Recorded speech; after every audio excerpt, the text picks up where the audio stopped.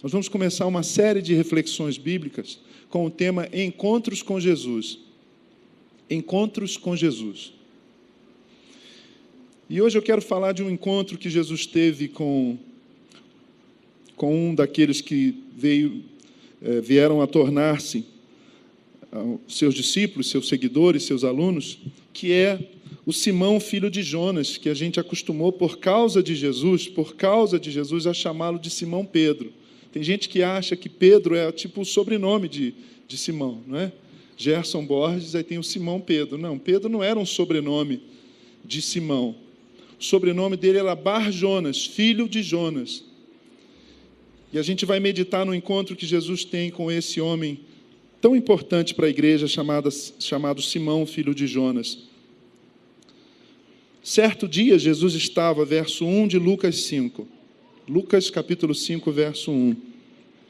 Certo dia, Jesus estava perto do lago de Genezaré e uma multidão o comprimia de todos os lados para ouvir a palavra de Deus. Viu à beira do lago 2 barcos deixados ali pelos pescadores, que estavam lavando as suas redes. Entrou num dos barcos, o que pertencia a Simão, e pediu-lhe que o afastasse um pouco da praia. Então, sentou-se e do barco ensinava o povo. Tendo acabado de falar, disse a Simão: vá para onde as águas são mais fundas. E a todos ele disse: lancem as redes para a pesca. Simão respondeu: mestre, esforçamo-nos a noite inteira e não pegamos nada. Mas porque és tu quem está dizendo isto, eu vou lançar as redes. Quando fizeram, pegaram tal quantidade de peixes que as redes começaram a rasgar-se. Então fizeram sinais a seus companheiros no outro barco para que viessem ajudá-los, e eles vieram e encheram ambos os barcos, ao ponto de começarem a afundar. Quando Simão Pedro viu isso, prostrou-se aos pés de Jesus e disse: afasta-te de mim, Senhor, porque eu sou um homem pecador. Pois ele e todos os seus companheiros estavam perplexos com a pesca que haviam feito, como também Tiago e João, os filhos de Zebedeu, sócios de Simão. Jesus disse a Simão: não tenha medo, de agora em diante você será pescador de homens. Eles então arrastaram os seus barcos para a praia, deixaram tudo e o seguiram. Essa é a palavra do Senhor para o meu coração, para o teu coração, para a nossa mente, para a nossa vida, nessa manhã, em nome de Jesus. Amém. Eu gosto demais desse texto, irmãos. Eu penso que já devo ter partilhado esse texto com a nossa igreja.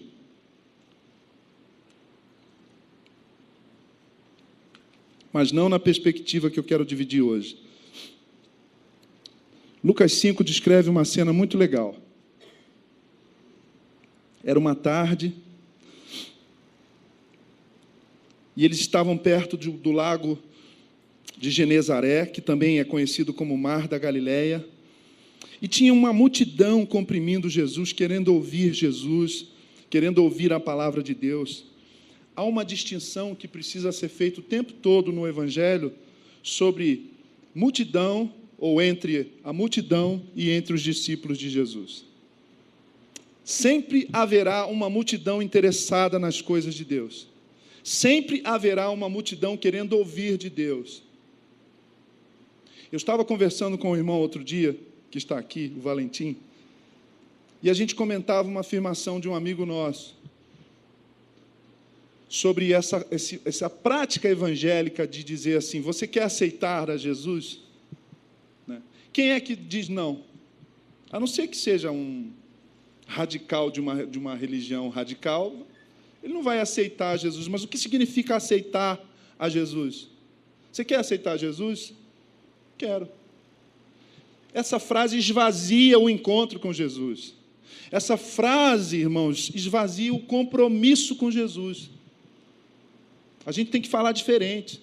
A gente deveria falar assim: depois de ouvir o Evangelho, depois de perceber o que Deus tem para você, depois de entender a graça, depois de entender o que é salvação, depois de entender qual é a proposta de Deus, você quer se comprometer com isso? Aí eu acho que vai diminuir bastante a resposta afirmativa. Porque aceitar Jesus qualquer um aceita.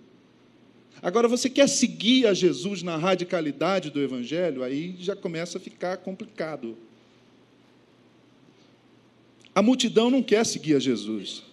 Ouçam, a multidão não quer seguir a Jesus.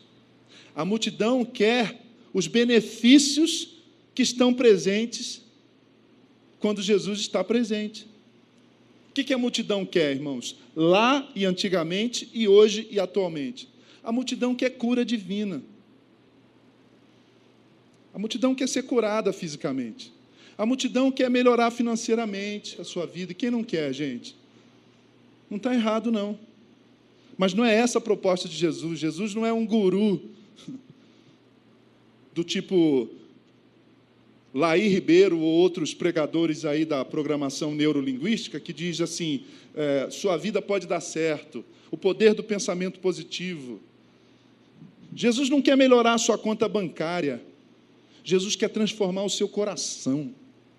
Mas essa transformação do coração não acontece na multidão, acontece no encontro pessoal com Jesus Cristo de Nazaré. Então tem uma multidão que está ali interessada, mas não necessariamente interessada em mudar de vida, não necessariamente interessada em rever a sua vida. Mas Jesus é acolhedor, Jesus é amoroso, ainda bem, não é, gente? Ele é diferente dos outros mestres. Conquanto, muitas vezes, ele deu um peteleco, assim, quando ele saca que o cara não quer nada. Ah, bom mestre, ele fala, para de papo, meu irmão, para de ser fanfarrão, que papo é esse de bom? O que você quer? Fala logo o que você quer. Bom é o meu pai que está no céu. Bom mestre. Né? Se Jesus fosse carioca, talvez ele dissesse assim, algo do tipo, não sei se os galileus usariam essa expressão, bom mestre é o escambau, rapaz. Que papo é esse? Pensa que eu não estou vendo o teu coração, não? Jesus olha para o meu coração e para o teu coração nessa manhã, irmãos. Você diz amém? Ele sabe qual é a nossa intenção, a nossa motivação. Se a gente está nesse papo da multidão ou se a gente quer de fato um comprometimento com a sua proposta e com o seu projeto de vida. Pastor, você está dando indireta para mim? Não, meu querido, estou dando uma direta. Estou falando direto para você e para mim também. É para mim, cara. É para nós. Ou não é? Uma multidão. E aí Jesus está ali olhando, ele fica pensando assim, vamos entrar um pouco na mente do Senhor. Paulo diz para a gente ter a mente de Cristo no outro sentido, mas vamos imaginar, Jesus olha e pensa assim, puxa vida, está ficando complicado aqui, o GI não veio, não tem som, está apertado. Aí ele vê os barcos de Simão, a GI veio e está lá, ele vê os barcos de Simão, desse pescador, sabe, Neide? Do Simão, filho de Jonas. E ele fala assim, já sei. Ele não falou eureka, porque isso é coisa dos gregos. Né? Ele pede para usar os barcos como um púlpito, e aí tem as ondas ali, tem aquele intervalo, e aí a galera fica distanciada, porque, gente, sabe o que a multidão quer? Quer sugar o Senhor. A oração da multidão é dá, né? Me dá. Você faz parte da multidão ou você quer comprometer-se com o projeto de vida de Jesus de Nazaré? Esse texto vai nos ensinar esse encontro de Jesus com Simão. E ele sobe e prega. E é muito interessante aqui, eu estou pregando em pé, né? Estou falando, estou ensinando em pé. Jesus é um rabi, ele é um professor, ele é um mestre judeu. Sabe como é que os mestres, os professores, os rabis judeus pregavam, ensinavam? Sentados. Eles liam a Escritura em pé, e depois assentavam-se e assentados ensinavam. Isso está, por exemplo, no capítulo 4, aqui, vira uma página. No capítulo 4, quando Jesus vai na sinagoga, ele está lá na sinagoga, e aí no verso 14, Jesus voltou para a Galiléia no poder do Espírito, por toda aquela região se espalhou a sua fama, ensinava nas sinagogas. Ele não ia na sinagoga para ser o palestrante, Ele ia na sinagoga como qualquer judeu ia, e nos encontros que ele tinha com as pessoas, ele ensinava. Mas nesse dia aqui, ele entra na sinagoga, e aí foi-lhe entregue o livro do profeta Isaías. Alguém falou assim: ei, Jesus, Yeshua, vem aqui, lê o texto, você que vai ler hoje. Sabe como a gente faz? Ele não pediu para pregar, não foi convidado para ser o mestre naquele dia. Alguém pede que ele leia Isaías 61. E ele vai lá, alguém tinha que ler, alguém pega o rolo de Isaías 61 e dá para Jesus. E aí Jesus leu: o Espírito do Senhor está sobre mim, porque o Senhor me ungiu a pregar boas novas aos quebrantados e enviou-me a curar os quebrantados de coração. E ele vai lendo: e a livrar todos os cativos e a pôr em liberdade todos os algemados e a pregoar o ano aceitável do Senhor, o dia da vingança do nosso Deus, a consolar todos os que choram. E a rapaziada está ali ouvindo. Uau, ele lê bem a Escritura, né? Parece até a voz do Sabiá, assim, né? Ele lê bem. E a proclamar sobre os que em Sião estão de luto uma coroa ao invés de cinza, vestes de louvor ao invés de espírito angustiado, a fim de que essa gente seja chamada carvalhos de justiça, plantados pelo Senhor para a sua glória. Ele termina de ler o texto. Vejam aí, no verso 20. Então ele fechou o livro, devolveu ao assistente e assentou-se.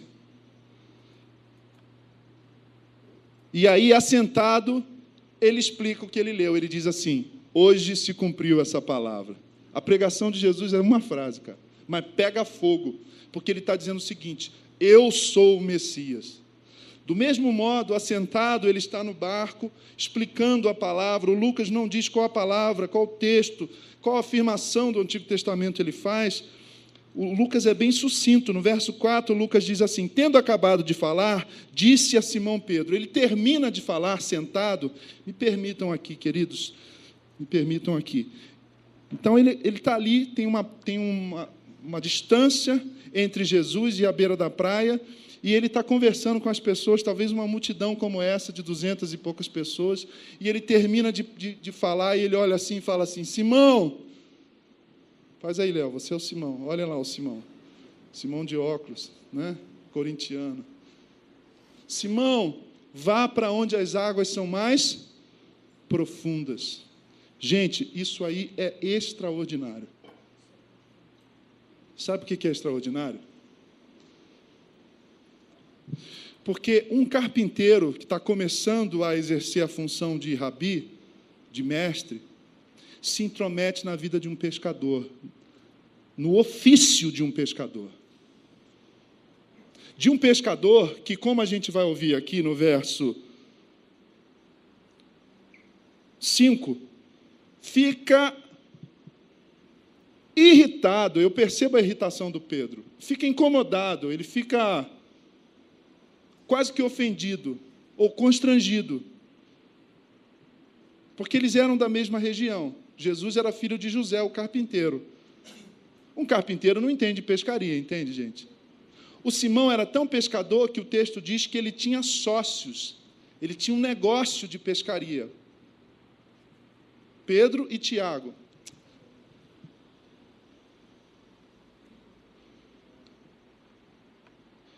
E aí o Pedro diz assim, o Simão diz, onde estão os sócios aqui? Tiago e João, melhor dizendo. Pedro é o próprio Simão. Verso 5, mestre, esforçamo-nos a noite inteira e não pegamos nada. Se você ler a camada de cima, assim, o glacê, lembra do negócio do glacê, do bolo? Se você ler só a camada por cima, você vai perder o que Jesus começa a nos ensinar nesse encontro com Simão Pedro. Sabe o que ele está dizendo? A recusa do Pedro, o incômodo do Simão, ainda é Simão, com a ordem de Jesus, depois de pregar. Jesus, tem gente que pensa que Jesus, que Deus, que Bíblia, é sobre céu, sobre anjos, sobre coisas gloriosas, inefáveis. Não, irmão, Jesus, Deus, Bíblia, é sobre a nossa vida. É sobre o chão das coisas da nossa vida. É sobre a miséria do varejo o varejo das misérias do nosso cotidiano. É sobre como a gente ganha dinheiro e gasta dinheiro. É sobre como a gente vive com a nossa família. É sobre como a gente faz amor com a nossa esposa. É sobre como a gente corrige o nosso filho, como você lida com uma mágoa que alguém te faz, com uma injúria. Jesus termina de pregar, de ensinar, ele não fala, e aí, vocês gostaram? O que vocês acham dessa teologia? O que vocês têm a dizer? Que considerações vocês têm sobre a grandeza metafísica, intangível, inefável do Altíssimo? Jesus entra numa conversa assim? Não, ele termina de falar, ele fala assim, Simão, olha só, eu estou de olho em você, eu vi que você não pegou nada, que você está angustiado, cara. Então é o seguinte, você vai voltar e vai jogar a sua rede nas águas profundas. O incômodo do Simão é o incômodo que você tem quando você vem a essa comunidade, a uma celebração nossa, e você ouve Deus falando com você sobre viver diferente na tua casa, sobre tratar seu cônjuge diferente, sobre ser menos pão duro, sobre partilhar mais o que você tem recebido do Senhor, sobre eu ser um pai mais paciente não quer dizer que eu já estou doente, paciencioso com os meus filhos, sobre perdoar quem me ofende, sobre segurar a onda no trânsito. Gente, a gente está ficando neurótico, a gente não está notando isso, gente. E a gente acha que igreja é onde a gente foge da vida. Não, igreja é onde a gente aprende o que é vida.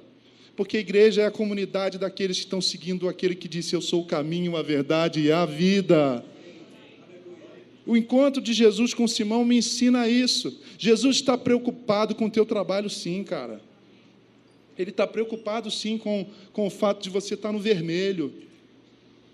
Com esses 300, 500 reais de juros no cheque especial, que poderiam virar um fundo aí para a faculdade dos seus filhos, uma previdência privada, mas que vai embora sendo corroído por essa lógica nefasta dos juros bancários nesse país.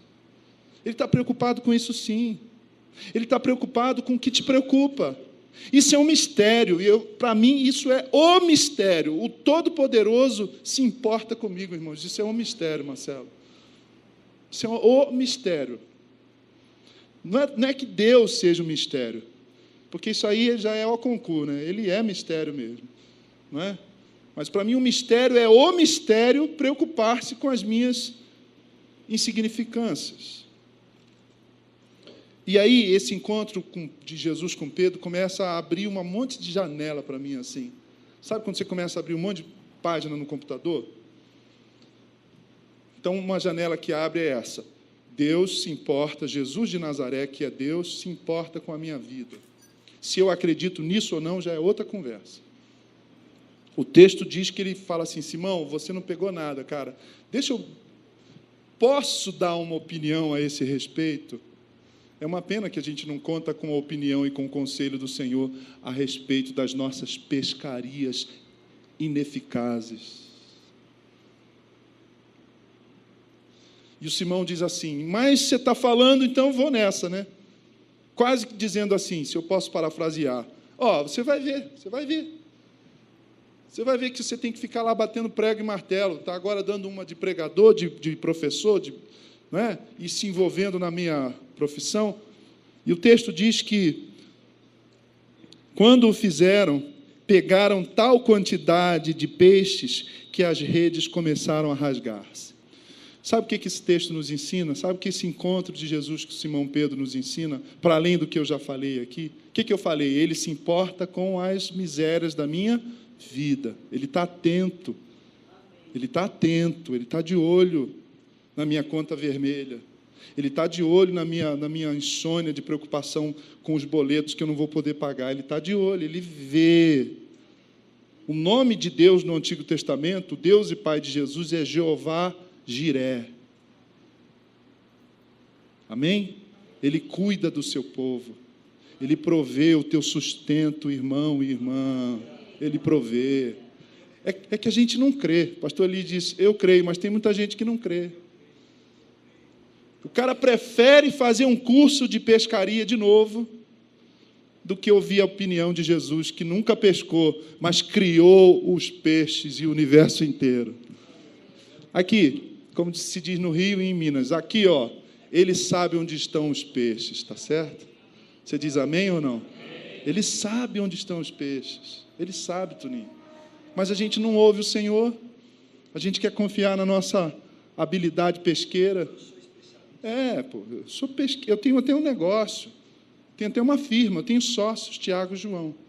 Outra janela que o texto abre para a gente começar aqui a construir um fechamento é essa ideia de que a multidão fica na beira da praia. A multidão fica na beira da praia do culto, do domingo, do templo, do encontro religioso. O discípulo aplica a palavra de Jesus nos outros 6 dias da semana. Pastor, como é que é isso? Eu sei lá, você é pescador, eu sou pastor. Inclusive, eu preciso de Jesus também nas minhas pescarias infrutíferas. Mas você tem que aplicar. Você tem que aplicar. 2 perspectivas, ou dois modelos de relacionamentos com Deus ficam bem claros nesse texto. O primeiro deles é o da beira da praia. Você vem, vamos ficar em pé? Você fica em pé. Vamos dizer amém? Você diz amém. Vamos cantar? Você canta ou não, né? Tem gente que nem isso faz, né? Vamos ofertar? Você oferta ou não. Vamos não sei o quê? Vamos lá. Para muitos de nós, vida com Deus é isso. É uma reunião no domingo onde a gente senta, levanta, aplaude e diz amém. Se a vida cristã é isso, é enjoativo, irmãos. É tipo suco de groselha quente. É tipo Coca-Cola quente, ou sem gás.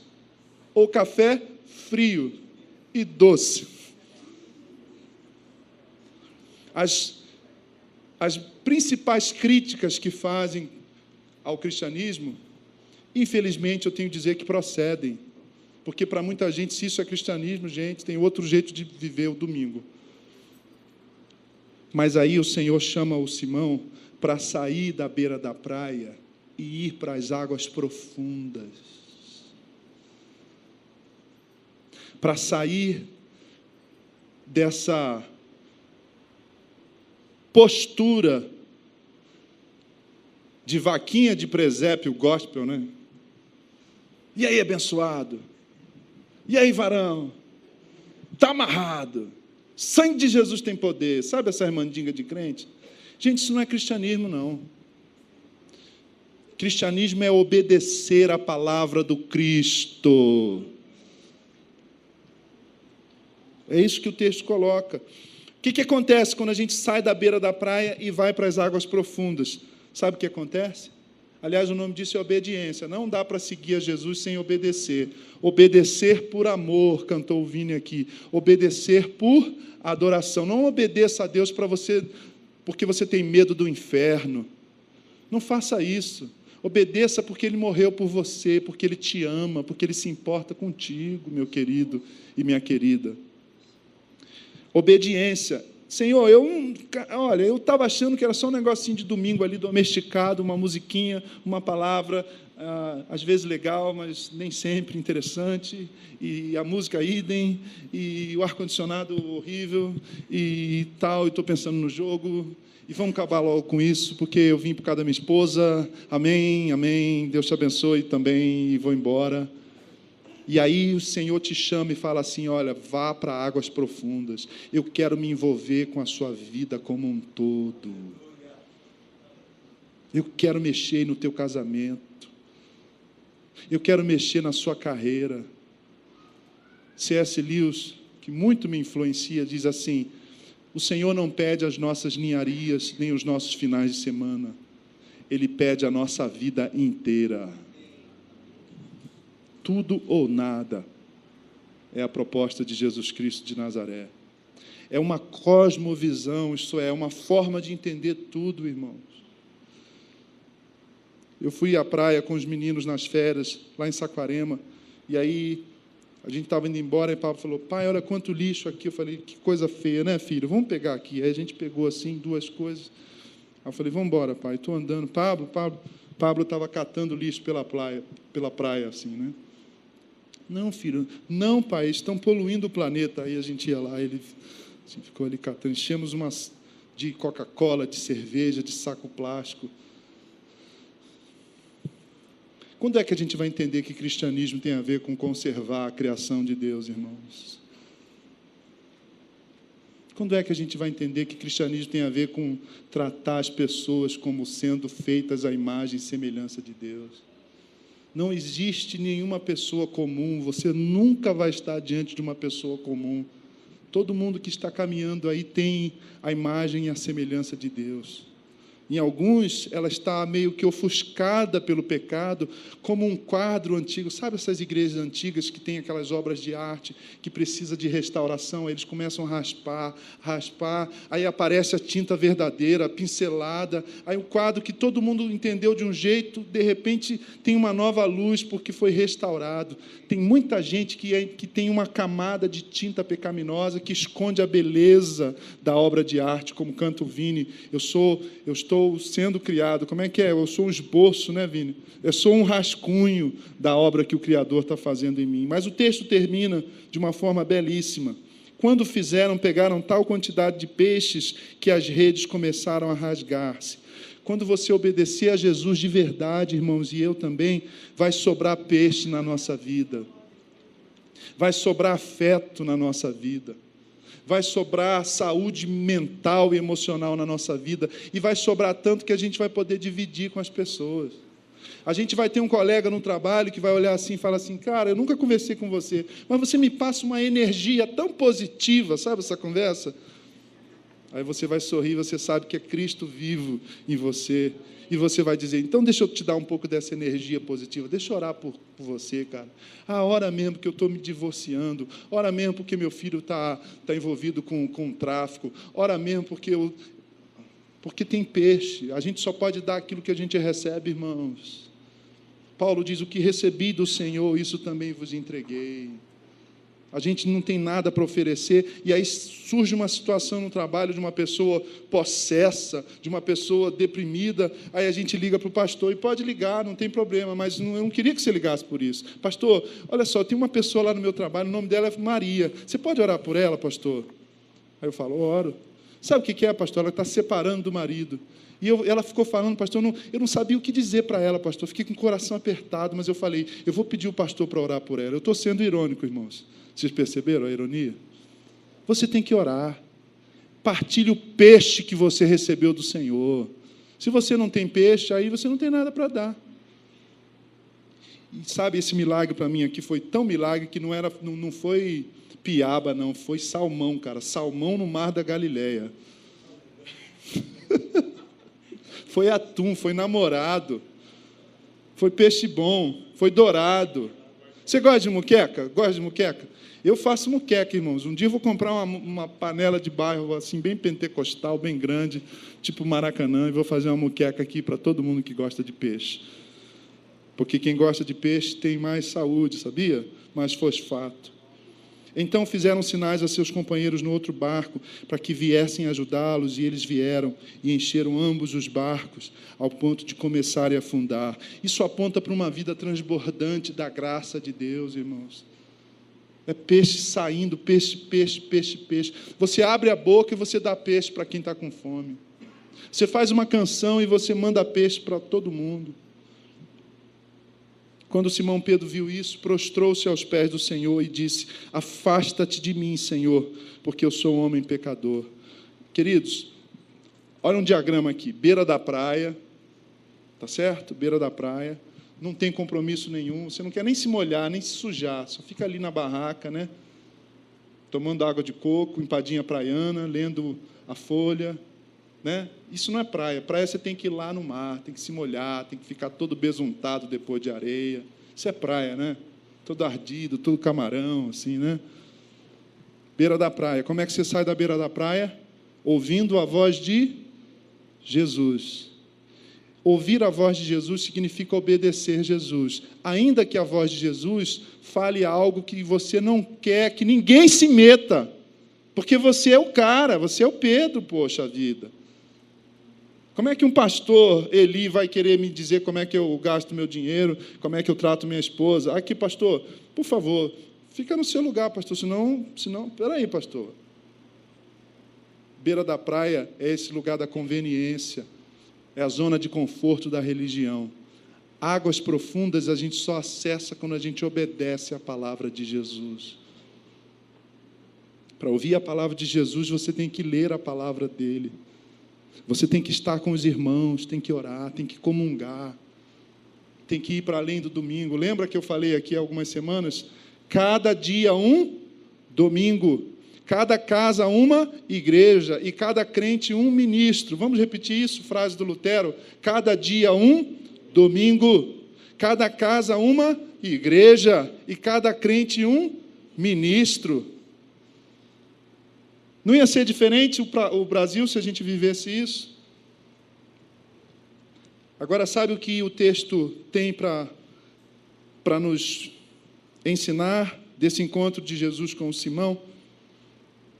O melhor, isso aqui parece frase de teologia da prosperidade, né? Mas não é não. O melhor ainda está por vir na nossa vida.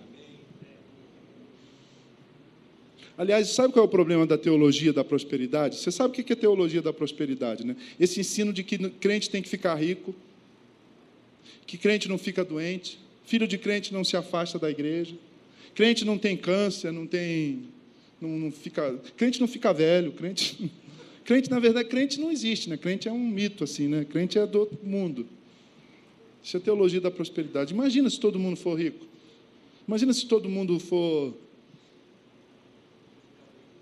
Não é? Crente é Highlander, assim, tipo, you live forever, né? Não. O problema da teologia da prosperidade é que ela só enfatiza um aspecto da providência e da graça de Deus, que é a gente ter fartura na nossa mesa, que é a gente ter sobrando na nossa conta bancária.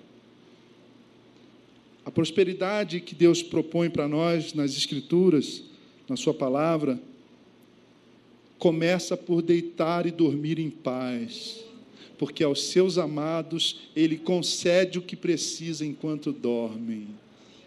Começa por aí. Começa por um casamento feliz. Começa pelo desejo de voltar para casa porque a sua esposa está esperando. Começa pela alegria do seu filho quando você abre a porta. Papai, mamãe! E aí vai você cansado. Pablo está agora numa pegada de pular corda. Imagina aqui, quase 50 pular corda. Irmãos, tem que fazer pilatos, fazer...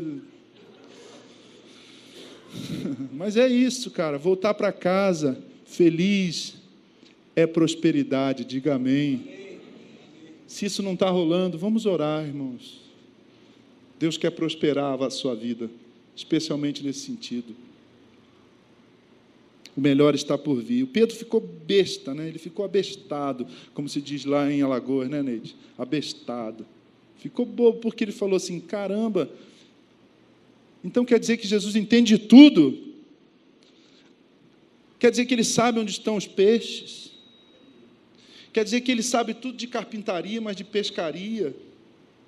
Quer dizer que ele entende mesmo desse negócio misterioso e maravilhoso, e miraculoso, e enorme e grandioso chamado a vida? Ele entende. Ele entende.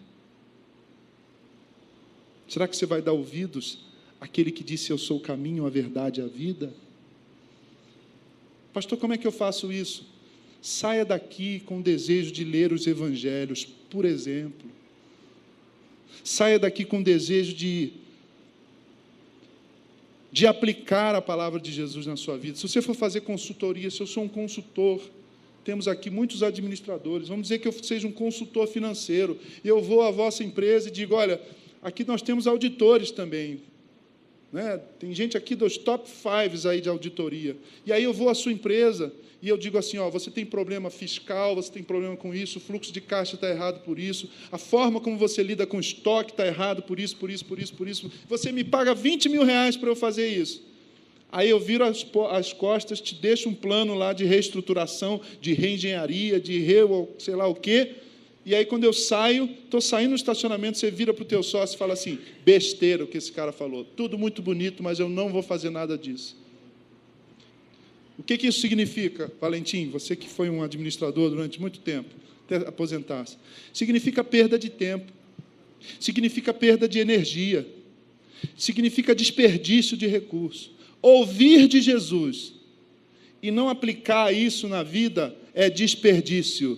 Não desperdice a sua vida. Não desperdicemos a nossa vida, irmãos. Jesus quer nos ensinar a viver.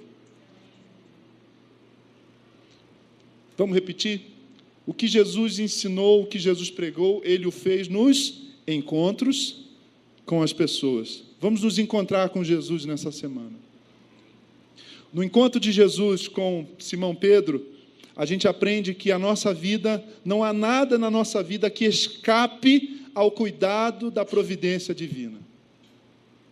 No encontro de Jesus com Simão Pedro, nós aprendemos que a gente pode ter um relacionamento com Deus, entre aspas, de domingo, de celebração, de culto, mas não perceber que o que a gente ouve dele, o que a gente lê na palavra dele, tem a ver com a nossa vida. Como é que a gente sai dessa postura? Obedecendo ao Senhor. Essa é a postura da beira da praia. Eu não quero viver um cristianismo de beira da praia. Eu quero viver um cristianismo de águas profundas com Jesus. E você? Curve a sua cabeça. Vamos nos curvar assim, num gesto de humildade. O encontro de Jesus com Simão Pedro nos ensina tanto sobre a vida. Ele quer nos ensinar a viver. Ele se importa com a gente. Oh, irmãos, vamos acreditar na palavra do Senhor, vamos crer. Vamos crer que Ele se importa com a nossa empresa, com o nosso emprego, com o nosso casamento, com a nossa crise relacional na família. Que Ele se entristece conosco quando a gente se entristece. Por mais que essa seja uma frase difícil de compreender, mas é isso que a Bíblia afirma. Um Deus que se compadece de nós, como um pai se compadece dos seus filhos. Um Deus que nos acolhe no seu aconchego amoroso. Um Deus amigo. Um Deus perto. Um Deus presente. É assim que a gente te adora, Senhor, reconhecendo esses aspectos do teu caráter. Ensina-nos esse cristianismo, Senhor, um cristianismo para além do domingo, um cristianismo para os outros 6 dias da semana, um cristianismo que dê sentido à nossa existência, por vezes vazia de significado, por vezes, Senhor, capenga de alegria, por vezes, Senhor, tão sem graça, por vezes, Senhor, viciadas em distração, em diversão, porque quando a gente fica quieto, a gente não aguenta o barulho da nossa alma. A gente pescou a noite toda, Senhor, e não pegou nada. A gente está preocupado com a nossa vida, mas o Senhor insiste em dizer, eu estou cuidando de vocês. Não se preocupem com amanhã. Busquem o reino, busquem viver nessa ambiência, busquem viver nesse mistério de um Deus que se importa com a sua criação e com as suas criaturas e providencia o que elas precisam para viver. Um Deus que nos chama de filhos e deseja que o chamemos de Pai. Glórias ao teu nome, pela eternidade, pelos séculos dos séculos. Amém e amém, Senhor.